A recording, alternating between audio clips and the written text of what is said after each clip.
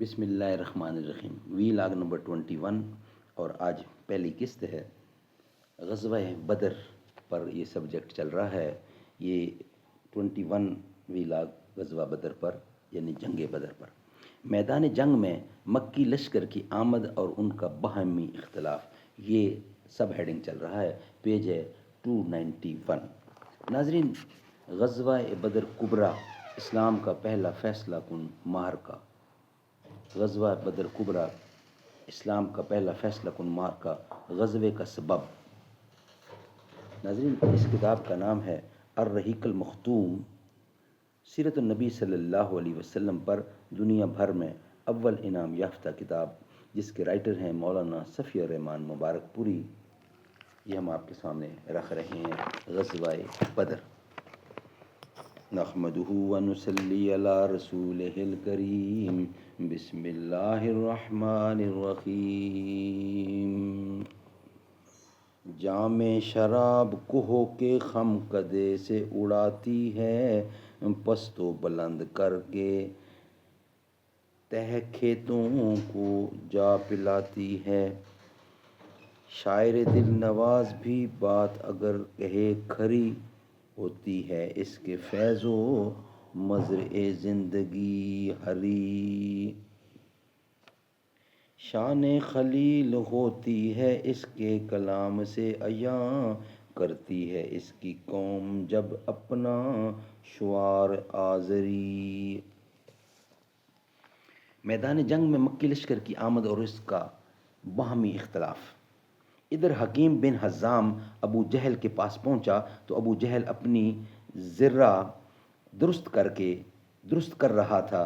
حکیم نے کہا کہ اے ابو حکیم، مجھے عتبہ نے تمہارے پاس یہ اور یہ پیغام دے کر بھیجا ہے۔ ابو جہل نے کہا، خدا کی قسم، محمد صلی اللہ علیہ وسلم اور اس کے ساتھیوں کو دیکھ کر عتبہ کا سینہ سوج آیا ہے۔ نہیں، ہرگز نہیں، بخدا ہم واپس نہ ہوں گے یہاں تک کہ اللہ ہمارے اور محمد صلی اللہ علیہ وسلم کے درمیان فیصلہ فرما دے۔ عتبہ نے جو کچھ کہا محض اس لیے کہا ہے کہ وہ محمد اور اس کے ساتھیوں کو اونٹ کی خور سمجھتا ہے، اور خود عتبہ کا بیٹا بھی انہی کے درمیان ہے، اس لیے وہ تمہیں ان سے ڈراتا ہے۔ عتبہ کے صاحبزادے ابو حذیفہ قدیم الاسلام تھے اور ہجرت کر کے مدینہ تشریف لا چکے تھے۔ عتبہ کو جب پتہ چلا کہ ابو جہل کہتا ہے خدا کی قسم عتبہ کا سینہ سوج آیا ہے، تو بولا، اس سرین پر خوشبو لگا کر بزدلی کا مظاہرہ کرنے والے کو بہت جلد معلوم ہو جائے گا کہ کس کا سینہ سوج آیا ہے، میرا یا اس کا۔ ادھر ابو جہل نے اس خوف سے کہ کہیں یہ معارضہ طاقتور نہ ہو جائے، اس گفتگو کے بعد جھٹ عامر بن حضرمی کو، جو سریہ عبداللہ بن جہش کے مقتول عمر بن حضرمی کا بھائی تھا، بلا بھیجا اور کہا کہ یہ تمہارا حلیف عتبہ چاہتا ہے کہ لوگوں کو واپس لے جائے، حالانکہ تم اپنا انتقام اپنی آنکھ سے دیکھ چکے ہو، لہٰذا اٹھو اور اپنی مظلومیت اور اپنے بھائی کے قتل کی دہائی دو۔ اس پر عامر اٹھا اور سرین سے کپڑا اٹھا کر چیخا، واہ عمرہ، واہ عمرہ، ہائے عمرو، ہائے عمرو۔ اس پر قوم گرم ہو گئی، ان کا معاملہ سنگین اور ان کا ارادہ جنگ پختہ ہو گیا، اور عتبہ نے جس سوجھ بوجھ کی دعوت دی تھی وہ راہ گاں گئی۔ اس طرح ہوش پر جوش غالب آ گیا اور یہ معارضہ بھی بے نتیجہ رہا۔ ناظرین، یہ ویلاگ ہمارا کمپلیٹ ہوا۔ نیکسٹ ویلاگ ہے دونوں لشکر آمنے سامنے، یہ ہیڈنگ ہے نیکسٹ، وہ ہم آپ کے سامنے رکھیں گے۔ یعنی آج کی پہلی قسط جو کہ 21 ویلاگ تھا وہ کمپلیٹ ہوئی۔ انشاءاللہ نیکسٹ قسط دوسری ہوگی اور ویلاگ ہوگا 22، اور دونوں لشکر آمنے سامنے ہوں گے، یہ ہم آپ کے سامنے رکھیں گے نیکسٹ ویلاگ کی صورت میں، جو کہ غزوہ بدر پر ہم آپ کے سامنے پیش کر رہے ہیں۔